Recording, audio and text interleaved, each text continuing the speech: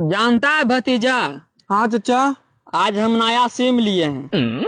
सबसे पहले हम अपना बेटा को फोन लगाते हैं, बेटा मेरा खुश हो जाएगा। ठीक है चाचा। अभी मजा आएगा ना भिड़ो। हेलो, हम तुम्हारा बाप बोल रहे हैं। अरे साला, बेटा कैसे बोला रे? तुमको बाप बनने का औकात है रे? काट दे बोरे, काट दे बोरे। बाप बोल ली तो रख फोन साला। बहुत दोगला बाटी थी। अरे हम तुम्हारा बाप भुवनेश्वर बोल रहे हैं। ये फंस गया। अरे पापा आप पापा पापा पापा। अरे गलती हो गया पापा, हमको लगा कोई और है। आओ तुम घरे, तब तुमको बताते हैं। ठीक है ठीक है। बाप रे। बेटा मेरा खुश हो जाएगा।